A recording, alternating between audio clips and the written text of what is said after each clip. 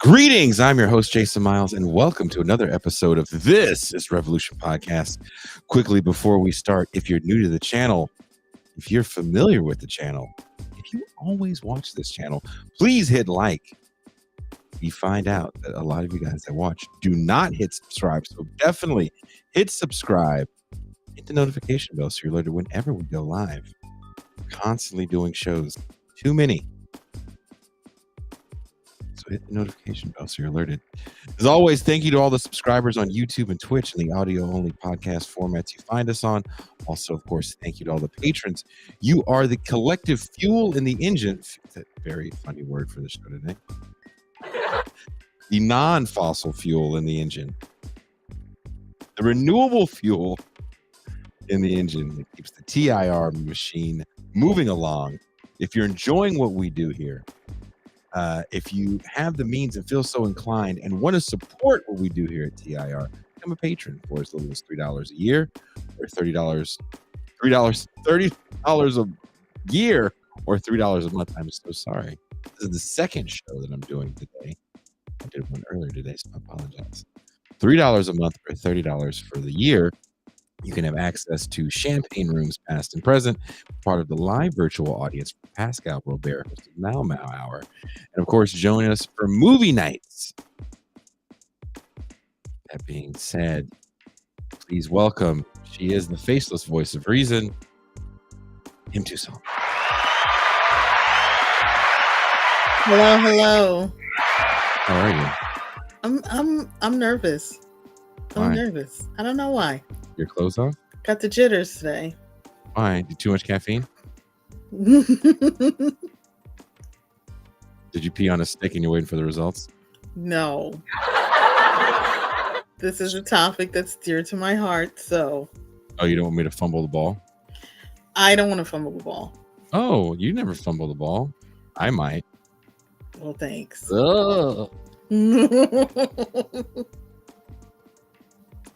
Also, tickets are still available for the live meet and greet book launch that'll be happening in the San Francisco Bay Area November 18th at 6 p.m. Wherever you are watching or listening to this show, there are links in the description to those tickets. Also, if you've purchased the book already, there's a discount code for you. And that discount code is Teenage Anarchist 23. You get a discount on the tickets to the live show. And also, for patrons of TIR, there is a pretty hefty discount. So definitely hit that discount code. And I look forward to seeing you guys there. Ben Burgess is going to be there. Heavy metal and punk rock legends are going to be there. It's going to be a great time. A nice small crowd. We capped the number of people that are going to be in this wonderful environment. What does it say? MT's self-diagnosing to add to her oppression scorecard.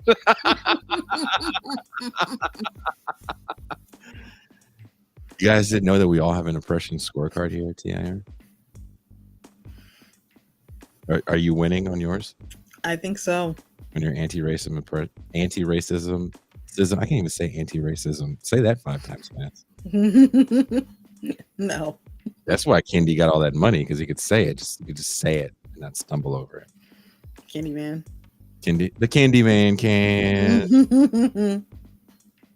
You know what? No one sent that picture. Again, whoever made the Candyman picture, I saw it once on Instagram and I didn't think to screen capture it and share it. It should be a backdrop to the show.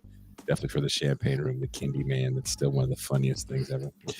But there is a conference in San Francisco right now that is very important that not a lot of people are talking about. Oftentimes, when we think of climate justice, we see it as a siloed issue, only focusing on the destruction of the planet due to our reliance on fossil fuels, and we don't see the intersection of issues around the exploitation of the developing world and labor rights. Well, this week, it's happening right now. As I read this, there are demonstrations going on in the city of San Francisco to protest the APEC summit. APEC is the Asia Pacific Economic Cooperation. And during this summit, the 21 member countries will discuss free trade of fossil fuels throughout the region and how these pipelines will be economic boons for their countries. From a statement from the Oil and Gas Network, Our collective humanity is at stake. Corporations and global leaders have been exploiting people and the planet for profit, with the military as their enforcers, who refuse to allow President Biden and other APEC leaders to continue business as usual in the face of record-breaking extreme weather and the existential threats to the climate crisis. They must prioritize a rapid transition away from fossil fuels and center the voices of frontline communities in building a new clean energy economy. In September, 75,000 people marched in New York at the United Nations General Assembly, explicitly calling for an end to the fossil fuel era. The UN Secretary General has stated that fossil fuels were, quote, incompatible with human survival, and that we must leave oil, coal, and gas in the ground where they belong, echoing the consensus from the world's leading scientists. The Bay Area is taking a stand against the politicians and corporate interests who are directly responsible for the social and environmental ills plaguing our world today. Their greed and self-interest, coupled with their complete disregard for a vibrant future, is the backdrop for many overlapping injustices we're seeing today, from ongoing genocide to utter environmental destruction and the persecution of the working class, said Nick Ivasco, climate organizer with No to APEC Climate Blog. Over 40 climate justice organizers have come together to demand organizations, sorry, not 40 organizers. That wouldn't be much of a protest, would it? Be like a line at a subway. Like, hey, the environment over here. Over 40 climate justice organizations have come together to demand Biden and APEC leaders take bold action to combat climate change. We need to end climate pollution, globalize climate justice, and stop trade attacks on climate action, said Will Witchglow, coordinator of Bay Climate Action. I probably butchered everyone's name. I apologize. Scott, I apologize if your comrades are going to yell at you about going on our show and be like, don't go on the show with the colored guy that butchers their names. Please welcome once again, Scott Parkin. Hey.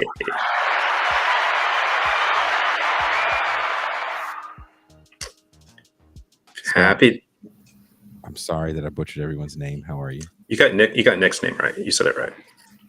You just butchered Will's name. It's okay. And who cares? Who's Will? Will's a solid comrade. I'll say that. I give Will a lot of props. Will's made a lot of things happen in the last 2 months. So. I'm going to go to San Francisco and see Will's like some buff ass dude. So, you the fella that can't say my name? Talks to me like Bluto in the Popeye cartoon. Scott, thank you so much for agreeing to come back on. Can you tell us a bit about the intersectionality of climate justice, the exploitation of the developing world, and labor rights, which I felt was an interesting thing for this to be centered on, because I think so many times when people think climate action, the conversation kind of almost to me explodes in so many different areas of just fossil fuel extraction. Mm-hmm. And even now, post the Michael Moore documentary, there's no real ethical way to do energy because even the ethical ways are bad. So you guys are taking on kind of the broader issues, because no one really talks about labor violations within this, because a lot of these countries that are affected are extremely poor countries. We call them the third world. I think the developing world is the political correct. Or global majority is the new politically correct term. Oh, damn it. See, I'm messing up Will's name. You're behind. Well, can you tell us a little bit about this intersection, Scott? Yeah, I mean, the first thing I'll say is that this is just another in a long line of neoliberal summits, and then there's also a trade agreement, which is just another agreement to promote corporate neoliberalism. That we're talking in the tradition of the North American Free Trade Agreement and the attempts at the free trade area of the Americas, which kind of got shot down partially because we protested it pretty hardcore in 2003 in Miami, and then the Trans-Pacific Partnership, which also kind of got went down in flames towards the end of Obama's administration. But the real intersection is this sort of is this neoliberal, let's exploit as much as we can of labor and the planet and natural resources for the ruling class. And so what APEC is, which has been around since the late 80s, is where the heads of, I think at this point it's 21 nations, which are going to be meeting and basically divvying up the global economy. We're also seeing like over 1,000 corporate CEOs and 20 to 30,000 negotiators and corporate lobbyists, and everyone are all going to be sort of like meeting in the Bay Area. The IPEF, the Indo-Pacific Economic Framework, which is the trade agreement that they're negotiating, is actually being negotiated right now in a hotel in San Francisco. We actually went out and protested it today. Mm-hmm. And what we're trying to do is, in 1999 at the World Trade Organization, we sent a pretty strong statement and actually put this sort of, where they were trying to fast track corporate neoliberalism globally. We came out in support of movements all over the world, and that's what we're doing here. The other element here is that a lot of the member nations of APEC are run by dictators. There's terrible human rights atrocities going on in the Philippines, in Indonesia, in China. And then, of course, Biden and Harris are both going to be here next week for APEC. And, there's an incredible amount of fierce resistance going on in the streets all over the world around Biden and Harris's policies as far as like Gaza and support of the Israeli war machine go. Mm-hmm. Is that I don't want to say a hindrance, but is a lot of that helping with what you're doing, or is it kind of making what you're doing a little bit quieter? The No to APEC coalition is over 140 groups, I think, at this point, which spans everything from labor to a lot of Asian diaspora groups to the Palestinian youth movement and groups like that. And we're all in unity. We're all we're standing shoulder to shoulder. And so there's coordination going on, but there's some events happening that are going to overlap, but there's a pretty strong commitment where No to APEC, the climate bloc within the No to APEC, have been out supporting everyday actions in support of the people of Gaza who are getting annihilated by the Israeli U.S.-backed Israeli war machine. And then the pro-Palestinian movement is also going to be out supporting us in No to APEC actions next week as well. Another thing people aren't talking about, maybe in some smaller local publications, but whenever these large conferences happen, there's massive encampment sweeps, and San Francisco being one of the, I don't want to say epicenters, but one of the larger parts of the United States, with San Francisco and LA being like 1 and 1A kind of for the larger homeless populations, depending on your count in the nation. There's been some very large sweeps going on. Sometimes those sweeps can get somewhat violent. Have you seen anything personally? Well, one thing I'll say is that the mayor of San Francisco, London Breed, sees this as an opportunity to improve San Francisco's image, quote unquote, and has poured a lot of money into this and has put a lot on the line. And so we've already been seeing street sweeps of the homeless encampments down in throughout San Francisco. They want to clean it up for all these visiting dignitaries.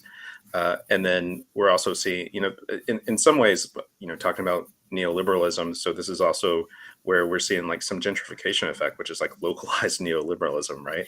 And so, that is what Breed is trying to do, is just make make the city once again enticing for, big companies and wealthy people to come and spend money and get housing and vacation or whatever here. And so APEC is actually an opportunity for them to do that.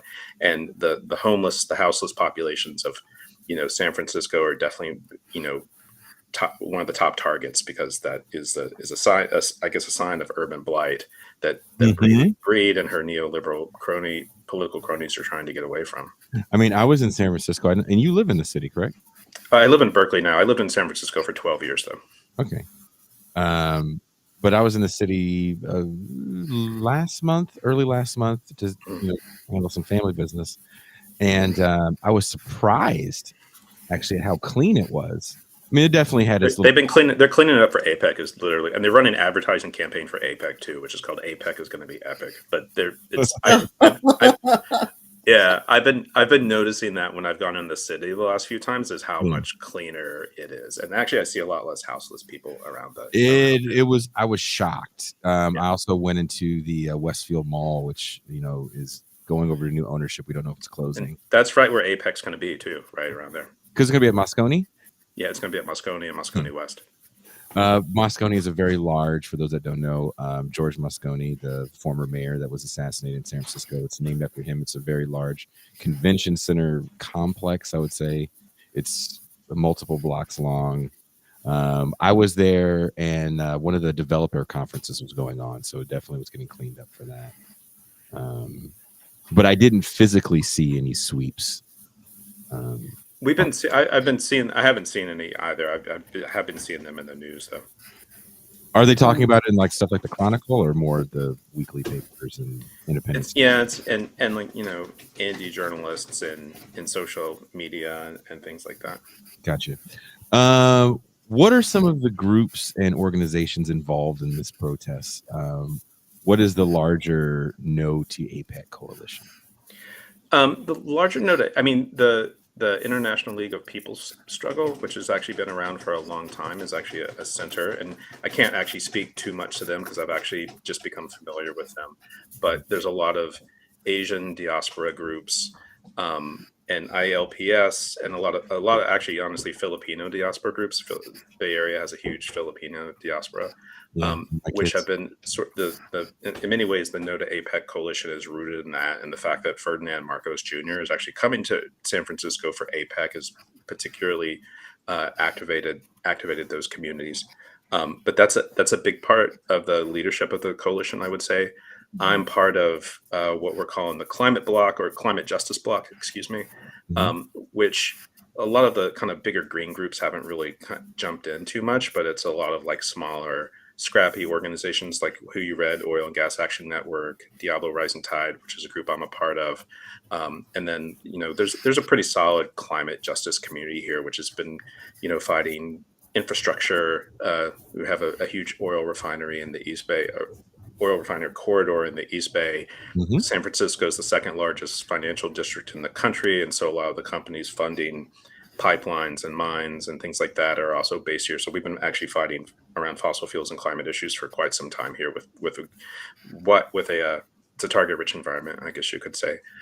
Labor is actually very engaged here, and I believe that of all the 7 counties in the Bay Area, all of those county labor councils have signed on to No to APEC resolutions. The Oakland teachers have, UAW Region 6 and 9, Region 6 being all the western states. The longshore workers have signed on to No to APEC resolution.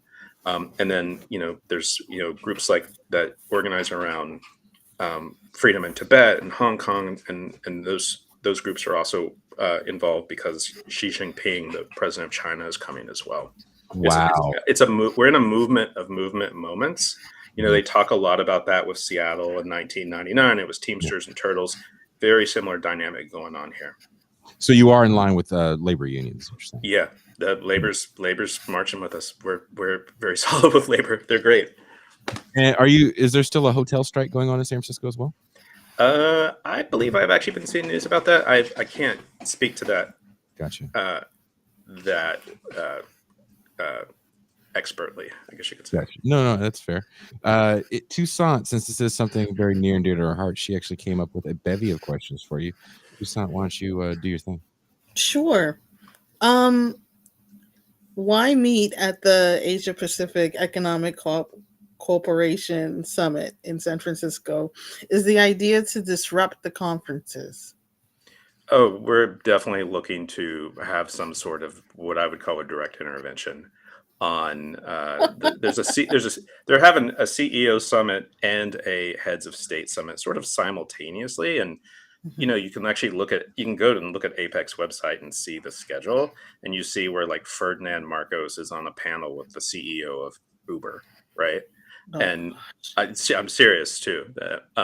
the CEO of ExxonMobil, Darren Woods, is actually one of the keynote speakers, and so we want to, we've designated November 15th to be a shutdown the APEC CEO Summit Day, encouraging Mhm. people to come out early in the morning with us, 7, 8 in the morning, whenever you can get up and get out there, Mhm. and we are looking to disrupt it as much as we can, because this is basically just like a ruling class party where they're going to get to celebrate themselves and divvy up the 60 60% of the world's population lives in the APEC countries, and so they're going to divvy up trade rules and environmental regulation and everything like that about how they could just like roll it back and do away with it, in my opinion. So we're gonna give them a very hard day, and there are many other protests planned for the whole week. So Right. You're gonna give them a hard week.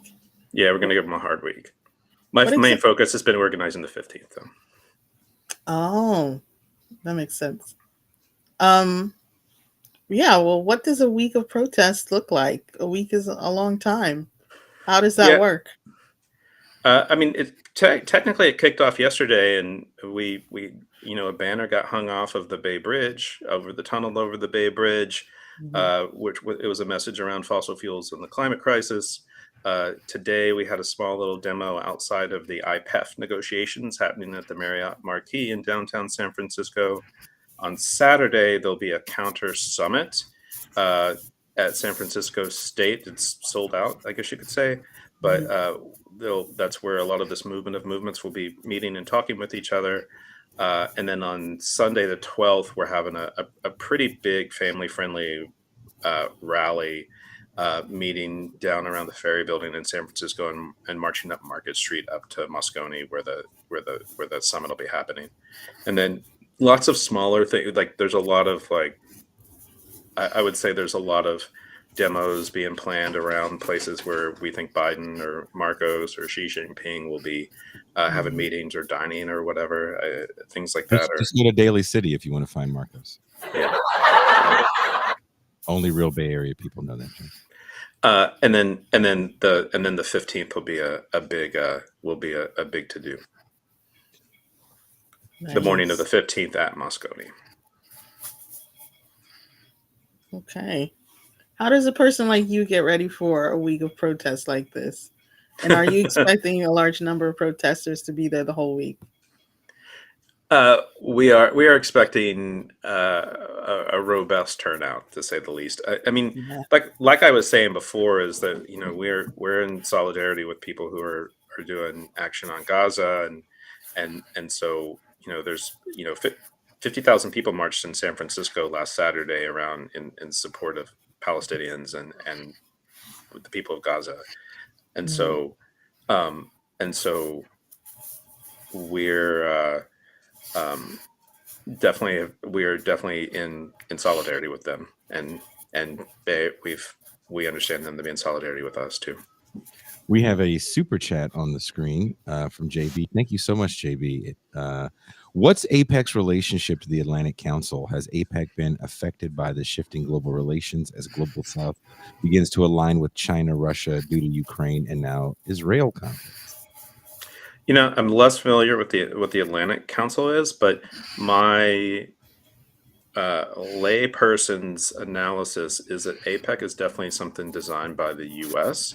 to contain China. We have the Belt and Road Initiative. We have China, where it's investing and involved in economies throughout the global South. And I think the U.S. is they tried this with the Trans-Pacific Partnership, which kind of went down in flames, and then now they're trying to bring it back with APEC with IPEF, initiated by APEC, um, to partially to contain China's rapid economic growth. But Xi Jinping is going to be here. He is going to be here. That's been one of the big news stories, is about how he's going to have side meetings with Biden to stabilize relations. I believe it's the first time he's been into the U.S. in 6 years. That's going to be nuts. Yeah. Yeah, It's that's huge. this is a huge thing. It's pretty unbelievable. And it's amazing they decided to come to San Francisco with all of these controversial figures, right? Like we're like, I mean, we have a long history of resistance. yeah, too, but we also have the biggest Chinatown in North America. So of course, Yeah. I'm not shocked that she's going to show up. We also have a massive Filipino diaspora, like you said. Yeah. So I'm not surprised at all that you're going to see is it Bong Bong Marcos showing up? Yep. Yeah, so that doesn't surprise me like one bit. That they would want to come to this, make the city look pretty. It is still a beautiful city, and this is a kind of a cool time of year to be in San Francisco. It's not that cold.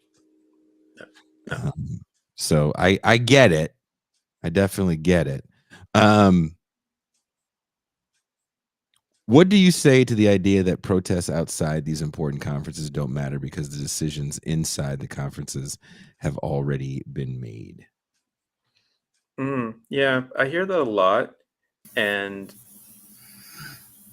what I think, I think we actually maybe talked about this last time I was on. I think protest serves many. It has different things that it can do. It serves many. It serves many goals, I guess you could say. Is that we are courageous people are throwing down all over the world right now, and as we see this sort of real blatant uh, just gathering of the rulers of the rulers of the world in many ways. Uh, I think what protests will do is we're going to shine a light on that. I think we're going to shift paradigms as far as people's perception of what is going on in the world and how it's working. I definitely think that there's going to be a lot of action targeting Biden and Harris around Israel and Palestine. The more, like, I saw where people actually disrupted a talk by Harris in Boston tonight. I saw where thousands of people were on the street at a fundraiser in Chicago today against Biden, and it's just like evidence that you know one, we're not going to take it, and two, I mean, to me, in many ways, we're we're closing in on like a sort of like 2020 uprising um, sort of like scenario, and I think that shifts people's minds. I mean, I don't actually think that uh, protest is going to stop the IPEF, or it's going to like break the ruling class, but I do think it's going to like have a sort of like consciousness shifting sort of effect on a lot of people around the world. And I think us doing this here, where everyone else is doing it around the world at this moment, is going to be really important. Interesting. I was a little rambly. I'm sorry, but No. I I mean, that's look. You weren't prepared to take that question. It's not like we sent these to you a week in advance, yeah. and we're trying to have an honest conversation here. This question is from Tucson. She's having some issues with noise in her place right now, so I'm going to ask this on her behalf. Cool. I think being surveilled is a major fear of a lot of would-be protesters. How do you feel about potentially having some kind of the file somewhere on you and your activities? Is that something that I get into this conversation with a friend of mine, Doug Lane, all the time, where he loves it to kind of this is going to sound bad, whine about state surveillance. And what I've learned from my criminal friends is that when you're doing something that the state doesn't like, you're the enemy. And if you're doing it to the level where you can influence people, you're going to get shut down. A lot of people write books that people think are so like, oh, the state is scared of them. It's like, but they get tenure. Only a handful Yeah. of people I know actually got quote unquote canceled or get denied, tenure for some of the things they say. When you decide to protest the state and really speak out against these injustices, and if you're doing it in a manner where more people are listening to you and you have influence, you're probably going to get a file. You're probably going to get harassed. Is this a concern, or do you walk into the situation just knowing what it is? I mean, I've been doing this work for over 20 years, and I've seen my file, and they definitely have a file on me, what I've been able to get. Mhm. And And I've been deported from a country. I've definitely been harassed by the police and the feds, and so I really have little expectation of something like that not happening. Mhm. But I'll say that there's a lot of people out there, and this kind of work is new to them, or getting involved, even going to a protest is new to them. And with the increase in technology that makes surveillance so much easier for them, and the fact that we carry around these little mini computers in our pockets that they can trace us wherever we go and listen to what we say.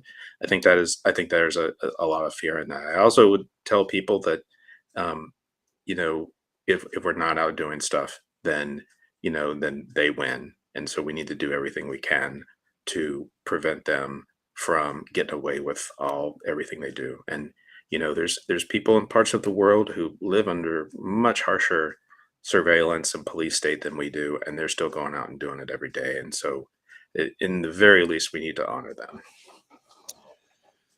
And these are all questions from Toussaint, who, like I said, is having some noise issues. Let's see if she's fixed her problem.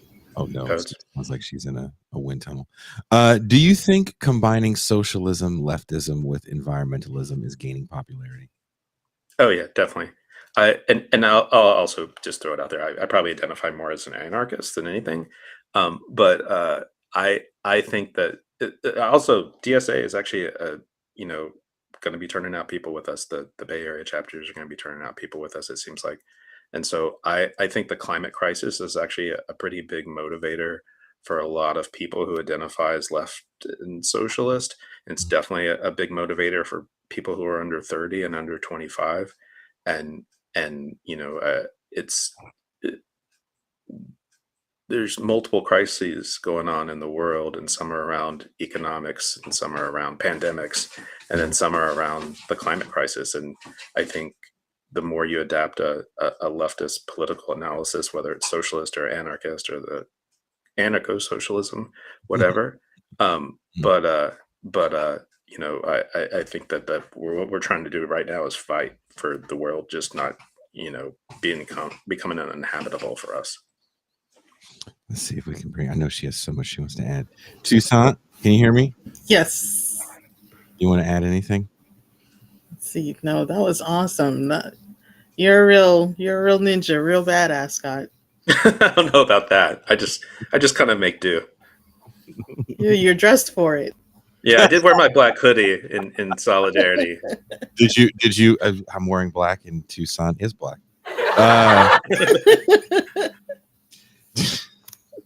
Do you do the thing when you go to protest? Do you wear a mask over your face too?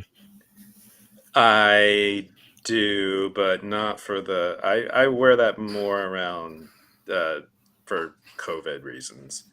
Okay. So it's not like. So you have a COVID mask, not a look cool mask. No, I have a look cool mask too. I have actually multiple look cool masks and look cool hats.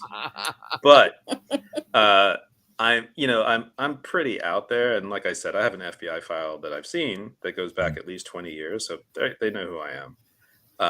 And so I think in some ways it's better to come on podcasts and host a podcast and talk about this stuff. And so I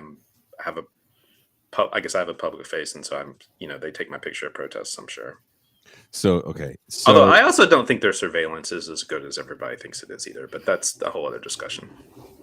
So you don't think that the moment that you step off the BART train into downtown San Francisco, off the Montgomery Street station, that there's an FBI agent who's like, Parkin has left the station? No. Well, you never know. When I lived in Houston, Texas, I used to think that. I don't think that as much now.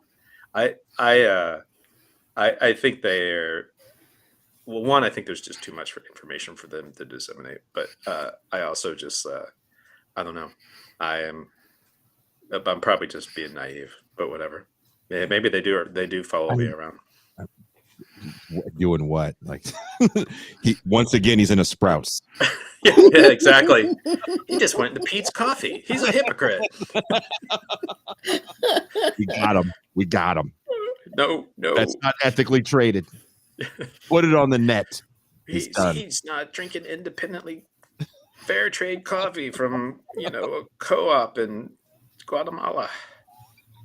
He's married to another white woman. It's just, this is Yeah, right. what kind of activist is he really?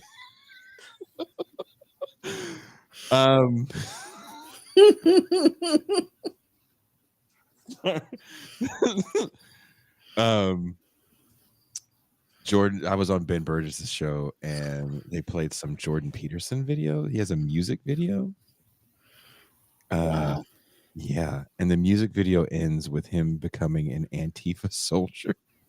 And he puts on a mask and goes out to a protest to protest. How do you fight that criticism of this movement? Because we're all watching this coming from a left space and we kind of understand the importance of protests, but common folk don't. You're only going to understand what the media tells you to understand. And that's kind of a sadly important component to what goes on with protests. And the media's coverage influences kind of the mainstream, I don't want to say talking points, but feelings about protests. I mean, you talked about 2020 being this kind of shift in the way we talk about police violence, kind of, because now, and I was in the Bay not too long ago and I still follow news there is a shift to talk no more about police brutality and more about property crime and occasional assaults. Right. So how do you try to combat those negative talking points about what you do? I mean, I think there's a couple things spring to mind. One is something I already touched on before, which is like we're in this period of like crises, like the the ice shelves are collapsing, and there's wildfires, and there's superstorms, and there's the economic gap gets wider, and there's lack of support for people, even though we still have a pandemic raging in many ways, or people are being strangled by healthcare debt or student debt or whatever. And so we have these multiple crises. And so there's where you can sit at home and watch the internet and watch YouTube or watch TV, depending on what generation you're in, or you can go out and do something and take a little bit more agency. And I think that the agency piece is like a big part of it for me about why we protest. Is like there's a lot of I'm a big believer in participatory democracy. I'm not a big believer in electing somebody from bad party one or worst crazy party and giving them my power. And so when you're engaged in protest, when you're engaged in direct action, and when you're engaged in organizing, you're taking some agency. You're participating in politics, wherever it is, whether it's building a community garden in your neighborhood, or whether it's knocking on doors for some socialist candidate, or whether it's engaged in direct action at a corporate summit. And so those two things is, one, the world is so bad, we need to be doing this. And then two, this is how we, are going to, this participatory democracy piece is actually really, really vital to us having a society that still matters, and not just being some sort of, we're either living in an authoritarian regime, or we're just like consumers who are a barcode for rich people to get richer. What do you think about the fact that for most people, most voting people, politics is kind of about consumer choice? I mean, I disagree with that. I mean, I vote, but I also am like engaged. Even when I had a job that was not being an organizer, I was still engaged in organizing in all of my spare time. You also have had an FBI file for 20 years, so Yeah, that's true. Statement. Yeah, it's because I was, I may have visited the homes of corporate CEOs at a protest at some point in the past, in Houston, Texas, which is not the friendliest place to do that, or back then anyway. It's much better now.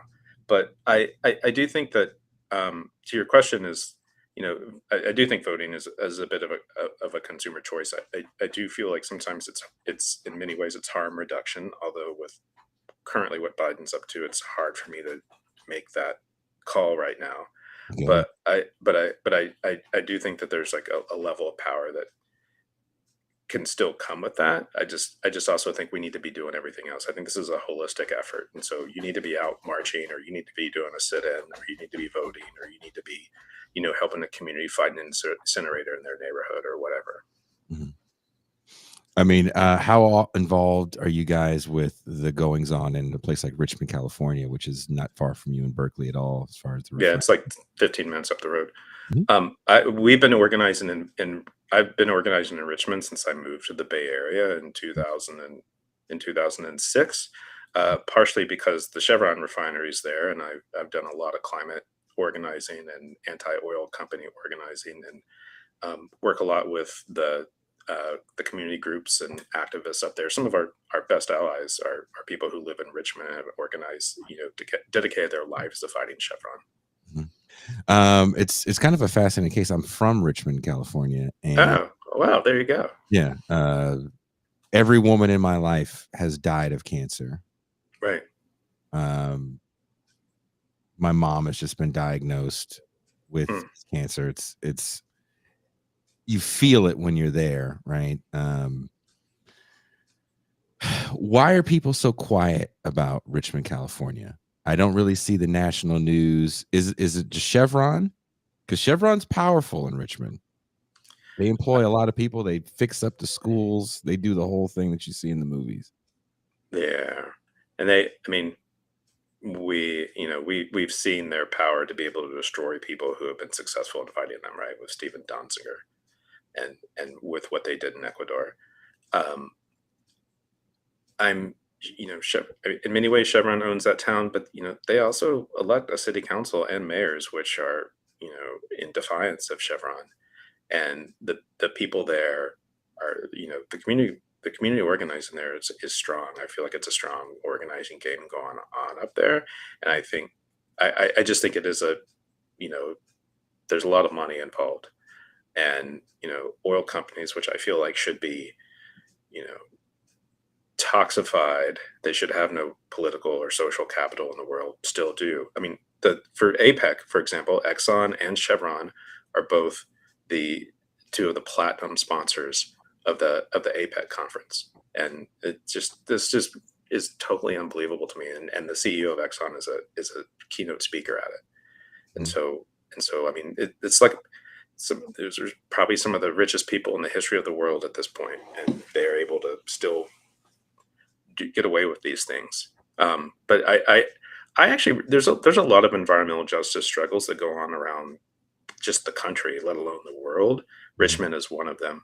Whereas, like, how is this not more stamped on people's consciousness? I mean, every time the refinery gets a fire, apparently that retardant that gets sprayed in the air is deadly. And again, I'm not an outlier of a person that grew up in that city who's had people affected by cancer. I would say people all over the Bay. I mean, the Bay Area people all over the Bay Area are very aware of it. I mean, we've had mass marches of thousands of people go, rattle the gates of Chevron at the refinery and at their headquarters in San Ramon. It is pretty unbelievable that they get away with that level of murder. I think there's a racism element. I think there's a poverty element, and then there's just like the super wealthy oil company which hires really expensive lawyers and hires really expensive PR firms and really expensive lobbyists. And then they do stuff, right? Then they go, oh, well, let's redo the playground at Perry's Elementary. One of my comrades Nick Avasco, one of my comrades who's working in the climate block with me, calls it solidarity washing. And it's really true. It's these companies, particularly I think since 2020, but Chevron's been doing it for a lot longer, where they're just they're doing their corporate purpose, and it makes them look like they're woke and socially conscious or whatever. Oh yeah, we got some colored people and a colored woman. Yeah, the C-suite position. Look at that. Yeah. I mean, I wrote about that in my recent article for Damage Magazine. Talking about kind of the follies of anti-racism, which I think is still used to kneecap the left, where You have a city like Richmond that's very, very poor. It's definitely below, I think it's like 10% below the state poverty line, and also the national poverty line. It's one of the poorest cities in the country, but it's also one of the most diverse cities in America. You know, as someone's reminding us in the chat, Richmond was the first city council to support Palestine too. And you know, I actually feel like the people who actually live in Richmond are actually pretty progressive. I think a lot of people who work at the refinery don't live there. I don't know. I'm like I said, I'm from there, Scott. I'd push back against that. Okay, you would, maybe you know better. You probably know better than me. Depends on what part. You know, they live close to El Cerrito. They're a little more progressive. Yeah. But no, I mean, Richmond's too much Berkeley. Too much Berkeley in my mind. Sorry. You're thinking about the annex, you know. Yeah. You're thinking about Carlson back home. There's something to be said about living in a city that's filled with people from like war-torn countries and really understanding global strife. You know, you may think you have it bad, but then when you start to have friends from Laos and Cambodia and you hear about how they came to the States, you're like, okay. You know, maybe the inner city ain't as bad as I thought. Tucson, I know you want to add something to this. Here we go. Hi. I'm enjoying the conversation. The Bay Talk? Yeah, this is the most exciting Bay Talk you've had in a while. Sometimes I tune out, honestly. I'm a New Yorker.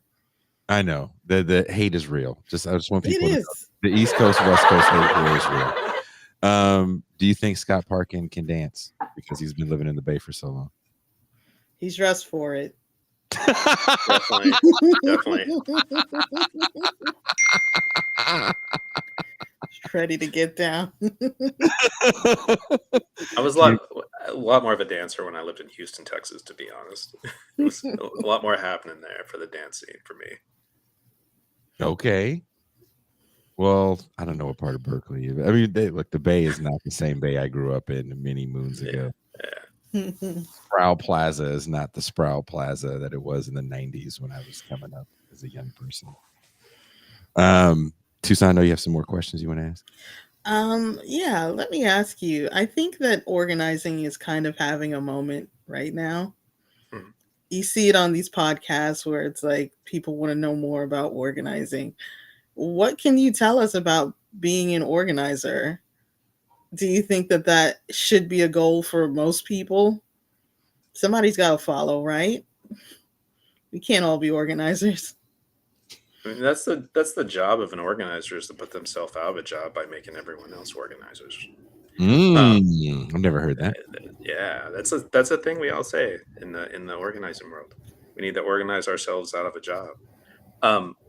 I mean, I think, yeah, I definitely think there's a lot of people out there, and I think it's a very honorable trade, and so I think more people should be doing it. It's definitely organizing is definitely having a little bit of a moment right now with a lot of things that are going on in the country and the world. But as I also still don't think it's enough. We still need more.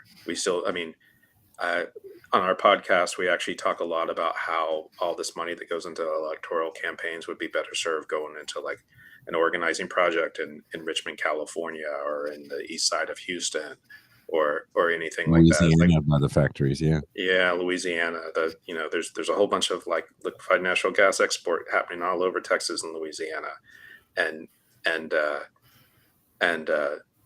we need more organizers, and we need more people taking action too. But like definitely more organizers who can like move some of this and challenge power and fight back and all that kind of stuff. Speaking of pollution and how it affects poor communities, earlier today I interviewed Greg Palast. And he's doing a documentary about the Osage Indians. And they, for those that don't understand, I'll try to be as brief as possible. The episode airs in a few weeks, but they found oil on some land. They were moved to state, took it over, killed a bunch of people. The Koch brothers ended up taking over what was left and extracting it.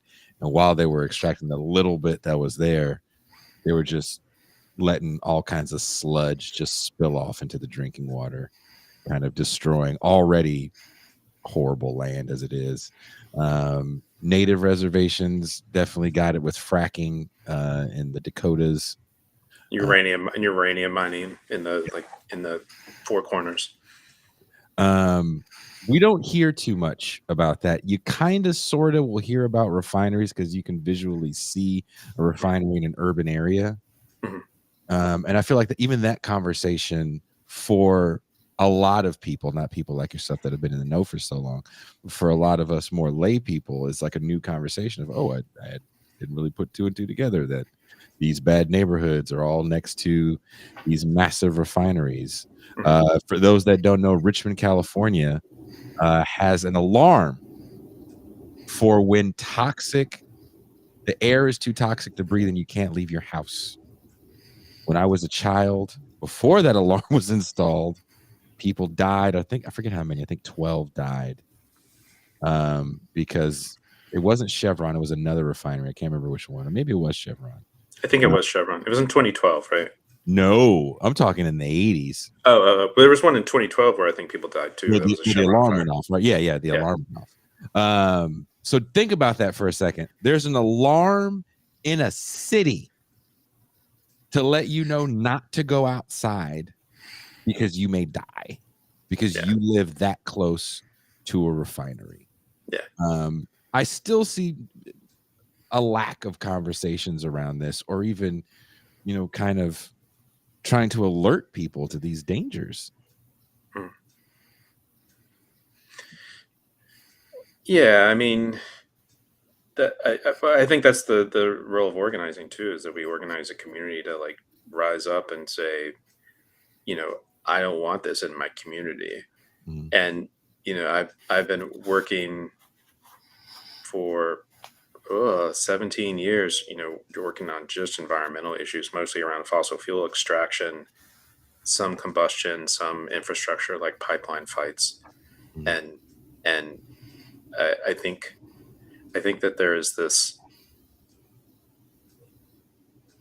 The places where this stuff happens is so poverty stricken, and a common term for it in organizing circles, or in environmental and climate organizing circles, is sacrifice zone. And part of what we do with sacrifice zones, whether it's Richmond, or I did a lot of this work in Central Appalachia around coal mining, or on native reservations, is that like those are places where we're willing to sacrifice so that we can have electricity, or we can have car to go drive to the movies and see Killers of the Flower Moon about the Osage, about how they were so screwed, right? Fuck the people in Pine Ridge, right? Yeah, no, I get it. Yeah. And I think and there's a lot of great organizing that's happened in those communities and in those sacrifice zones, and still Wall Street, big media, big oil, coal's coming on its way out, but like they still control everything. They control the political apparatus. They control the regulatory apparatus, and it's really troubling that I am. It lifts my spirits though to see like so many people taking action on so many of these issues for the last like 10 or 15 years. Though I think I don't know what the shift's going to be, but I do feel like there's been a shift. And there's a stat that something like half of people under 30 identify as socialists right now, which I think terrifies the ruling class. I mean, what are those? Really? That's an interesting stat. Is it half of the white people? Probably. Well, the ones who all went to fancy schools, right? Okay, I was gonna say, because it's like half of white people that went to a liberal arts college. Yeah. Okay, I'll buy that. Yeah. But if you told me half of the people, I'd be like, I don't know. I don't know. I mean, I do talk to regular people when I walk around Bay Area. Yeah. Definitely. It could be maybe it's half of Berkeley. I don't know. maybe that's what it is. They got vegan McDonald's next to McDonald's. Yeah. Well, they definitely have vegan Burger King. I don't know if they have vegan McDonald's. You haven't been? Impossible Whopper. The Impossible Whopper. No, Scott. Scott Parkin. If I find out, can you do me one favor? And it's a small favor, and I know you're going to be near this area. The McDonald's on Sutter, which is like the only one downtown right now. Yeah. Across the street, directly across the street from it, is a place called Mr. Charlie's, and it is a vegan version of McDonald's. Directly across the street, same colors, you cannot miss it. Across Market Street? Across Sutter. Oh, across Sutter. Okay. So it's financial district. Yeah. No, that's where our office is, where I work. So exactly, you're right there. You know the McDonald's I'm talking about. Yeah. That McDonald's directly across the street is the vegan. It's they're called frowny meals, and it's like Happy Meals. And you get either a vegan cheeseburger, a vegan burger, fries, and vegan nuggets.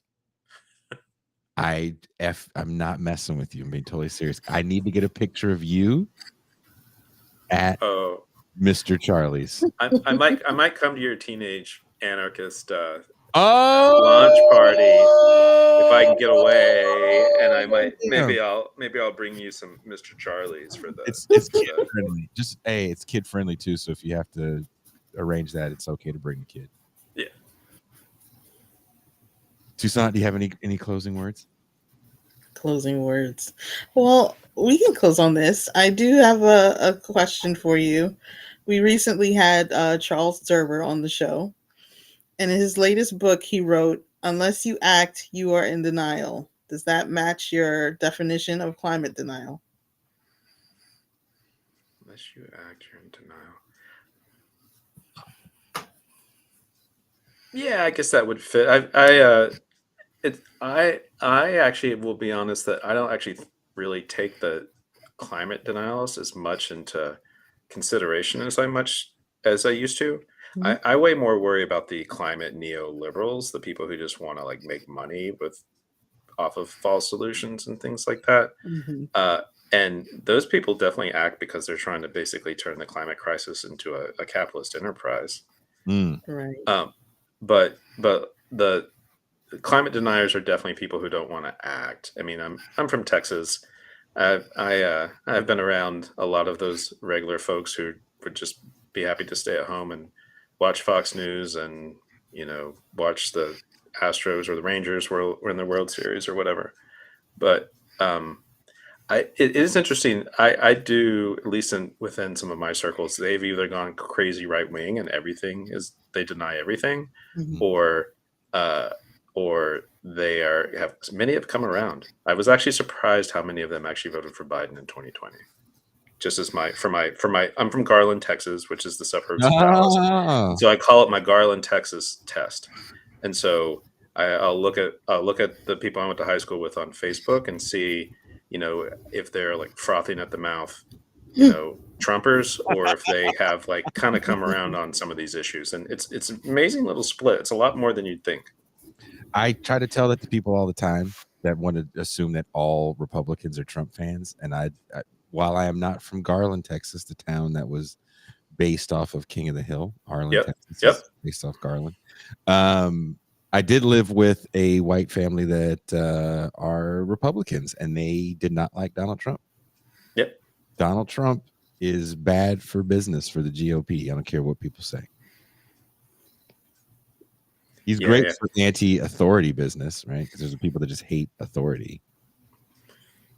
But yeah, he's definitely. I feel like he was actually really good for the protest business when he was president. Ooh, yeah. And I would say we built up a whole lot of he kicks it off. Involved. So I used to say this about George W. Bush too, is like they're the greatest organizers in the world because they turn out so many people. The Women's March. Yeah. That is a direct response to grab them by the Yeah. So. Yeah, right. The day before on Inauguration Day, like we organized like huge blockades at the inauguration, and I was part of the climate justice block there too.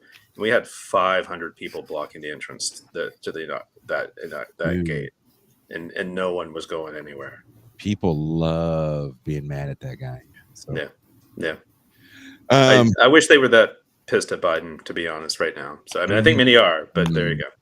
Again, it's the way it's presented to us, right? If he is all powerful evil, the only thing that can defeat all powerful evil is all powerful good. So even though Joe Biden has kind of only stood for the worst that was the Democratic Party, again, Branko Martitich writes a book that is like, hey, the sun is finally setting on the Atari Democrats. Mm-hmm. You know, I guess they're aging out, aren't they? You would think. Yeah. You would think. Yeah. But thank you so much, Scott, for hanging with us. I really hope to see you in real life November 18th. Yeah, I'm hoping to make it up there. And Tucson, you have anything to say before we go? No, this is awesome. Oh, can I just say Sparky? Yeah, Sparky. Yeah, that's right. That's right. Forgot. Love that. You love my email handle. It's awesome. And my Twitter. It's my Twitter handle too. Sparky's 1969. Yeah.